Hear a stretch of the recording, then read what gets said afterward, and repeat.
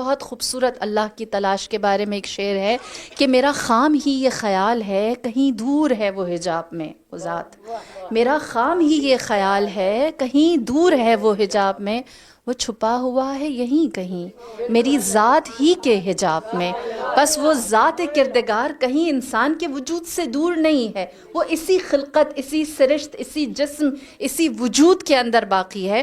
اور جب ہم چاہتے ہیں کہ اس ذات کردگار کو اس نفس واحد، اس نور واحد نفخت فیہ من روحی میں تلاش کریں تو کیا ہے وہ خدا، کیا ہے وہ رب، کیا ہے وہ معبود، کیا ہے وہ خالق کیسا ہے جس نے ہمیں احسن تقویم پر خلق کیا ہے۔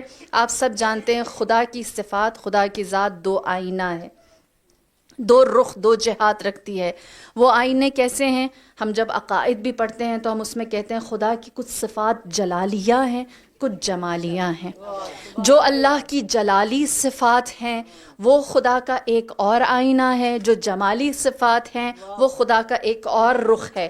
جلالی صفت کیا ہے؟ خدا قہار ہے۔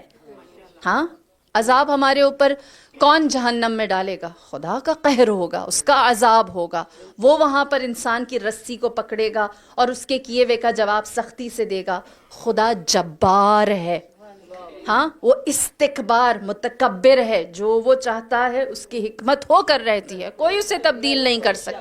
یہ اس کا جلال ہے جو ہمیں ہماری نظر میں آتا ہے، اور ہم دیکھتے ہیں کہ وہ قادر و قدیر ہے، اس کی قدرت کو کوئی چیلنج نہیں کر سکتا، اس کے سامنے، اس کی طاقت کے سامنے بڑے سے بڑی طاقت ہیچ ہو کر رہ جاتی ہے۔ اور اسی لیے جب اولیاء اللہ خدا کی اس جلالی صفت کو بیان کرتے ہیں تو کیا کہتے ہیں؟ یا من لا یخاف الا عدل، اے خدا جس سے کوئی ڈر نہیں، کوئی خوف نہیں سوائے عدل کے۔ اس کا عادل ہونا اس کے جلالی صفت کا حامل ہے۔ عدل ہونا کیا ہے؟ اللہ کے اولیاء کیوں خدا کی عدالت سے ڈرتے ہیں؟ اس لیے کہ ہم جانتے ہیں جو ہمارا عمل ہے اگر اسی کا بدل دے دیا تو ہمارے اعمال تو بہت کم ہیں۔ خدا کے جلال کے بدلے میں ہم اس کا سامنا نہیں کر سکتے۔ جس نے اگر اپنی رحمت کو کنارے پر، اپنی جمال کو سائٹ پر رکھ کر کہا فَمَن يَعْمَلْ مِثْقَالَ ذَرَّةٍ شَرًّا يَرَهُ وَمَن يَعْمَلْ مِثْقَالَ ذَرَّةٍ خَيْرًا يَرَهُ، تو ہمارا مثقال برابر شر ہمارے خیر پر غالب آ جائے گا۔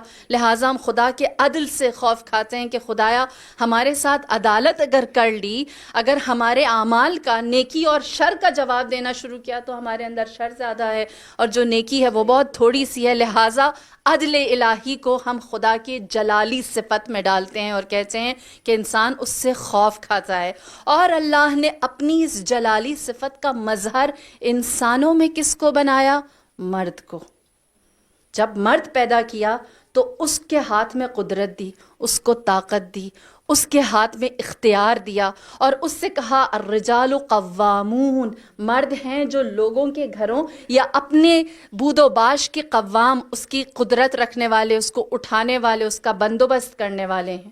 اور پھر اللہ نے اپنا دوسرا آئینہ دکھایا جو ہے خدا کی جمالی صفات، جو رحمان ہے، جو رحیم ہے، جو حنان ہے، جو منان ہے، جو ستار العیوب ہے، جو غفار ہے، جو تواب ہے، جو رحم کرنے والا ہے، مہربان ہے، خطاؤں کو معاف کر دینے والا ہے، عیوب کو چھپا دینے والا ہے، جو توبہ کرنے والے کو ویلکم کرنے والا ہے۔ اور اس خدا کی یہ صفت اس کی جلالی صفت پر حاوی ہے۔ یا من سبقت رحمتہ غضبا، جس کی رحمت اس کے غضب کے اوپر آئی ہوئی ہے۔ لہٰذا خدا کے اندر جلالی صفت بھی ہے، جمالی صفت بھی ہے۔ جلالی صفت میں نے بیان کی، جمالی صفت ہم سب اچھی طرح جانتے ہیں کہ اس کا رحمان و رحیم اور اس کا ستار العیوب ہونا ہمارے لیے کتنا وہ ہے۔ اور اس نے جب اپنی جمالی صفت کا مظہر کسی کو بنانا چاہا تو اس نے عورت کو پیدا کیا۔ اس کے اندر اس نے یا علی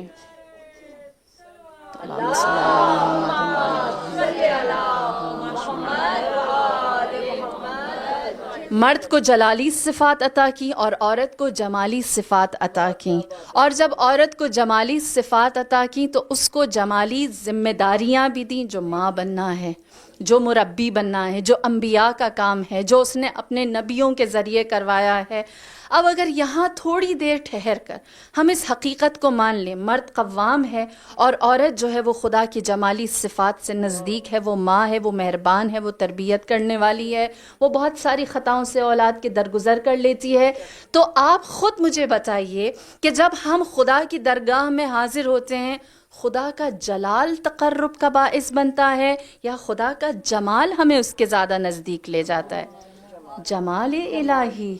خوش نصیب ہیں آپ کہ اللہ نے آپ کو اپنے جمال کا مظہر بنایا ہے، اپنے جمالی اوصاف آپ کے اندر ڈالے ہیں، ایک خاتون کی صفت، سرشت، ذات، فطرت ایسی رکھی ہے کہ وہ محبت کرنے والی ہے۔ جس نام سے آپ اس اللہ کو بار بار یاد کرتے ہیں، جس اللہ کا نام لیتے ہیں اور قرآن میں 114 دفعہ کہتے ہیں بسم اللہ الرحمن الرحیم، جب اس نے اس رحمان الرحیم کا کسی اور کو عکس دینا چاہا تو عورت کو دیا ہے، ایک خاتون کو دیا ہے۔ آپ کے دل میں وہ اللہ نے جمالی صفت ڈالی ہے، اور اسلام کا یہی امتیاز ہے۔ جو دوسرے ادیان سے اسلام مختلف ہو گیا، اسی بنیاد پر مختلف ہوا کہ اسلام نے جو رخ عورت کو دیا ہے وہ کسی دوسرے دین، کسی دوسرے مذہب، کسی دوسرے مسلک نے نہیں دیا۔ مثال کے طور پر اگر میں آپ کے سامنے ایک حقیقت رکھوں کہ خدا جب جمال کو پروٹیکٹ کرنا چاہتا ہے تو اس کے لیے جلال کا استعمال کرتا ہے۔ جمال کی پروٹیکشن کے لیے اس نے جلال کو رکھا۔ کس طرح؟ رسول اللہ خطبہ دے رہے تھے، کسی نے نبی سے سوال کیا اور کہا یا نبی اللہ سب سے بڑا گناہ کون سا ہے؟ آپ نے فرمایا شرک۔ ہم سب جانتے ہیں سب سے بڑا گناہ شرک ہے۔ جب رسول اللہ نے فرمایا کہ سب سے بڑا گناہ شرک ہے تو پوچھنے والے نے بڑا دلچسپ سوال کیا، کہا یا رسول اللہ دوسرے نمبر کا گناہ کون سا ہے شرک کے بعد؟ آپ جانتے ہیں رسول اللہ نے کیا جواب دیا؟ فرمایا عورت پر ظلم کرنا دوسرا بڑا گناہ ہے۔ المرأۃ کالریحانہ لیست القہرمانہ، عورت پھول کی مانند ہے، یہ تمہارا ظلم سہنے کے لیے نہیں آئی، اس کو پھول کی طرح رکھو، اس کی پروٹیکشن کرو۔ اللہ نے تمہیں یہ جو طاقت اور قدرت اور قوام بنایا ہے اس لیے بنایا ہے کہ تم اس عورت کی حفاظت کرو۔ لہٰذا دوسرا بڑا ظلم یہ ہے کہ ایک عورت کے اوپر، دوسرا بڑا گناہ یہ ہے کہ ایک عورت کے اوپر گناہ کیا جائے، اور اسی لیے اسلام نے جو مقام ایک عورت کو دیا ہے وہ کوئی دوسرا نہ دے سکا۔ آپ دیکھتے چلیے، میرے نبی نے فرمایا اکثر الخیر فی النساء، سب سے زیادہ خیر، کثرت کے ساتھ جو خیر ہے وہ عورتوں کے اندر ہے۔ پھر اس کے بعد فرمایا کہ جب اللہ چاہتا ہے کہ جزا دے تو مردوں کو کم دیتا ہے، عورتوں کو زیادہ دیتا ہے۔ مرد ناراض ہوئے، کہنے لگے یا نبی اللہ کیوں عورتوں کو جزا زیادہ ملتی ہے؟ آپ نے فرمایا وہ رقیق القلب ہیں، وہ نرم دل ہیں، وہ دل سے اللہ کو پکارتی ہیں، جبکہ جو مرد ہوتا ہے وہ حکمت نظری کے ساتھ، یعنی وہ عقل اور فہم کے ساتھ پکارتا ہے، اور اللہ دلوں میں بستا ہے، اللہ دلوں پر حکومت کرتا۔ اللہ اکبر۔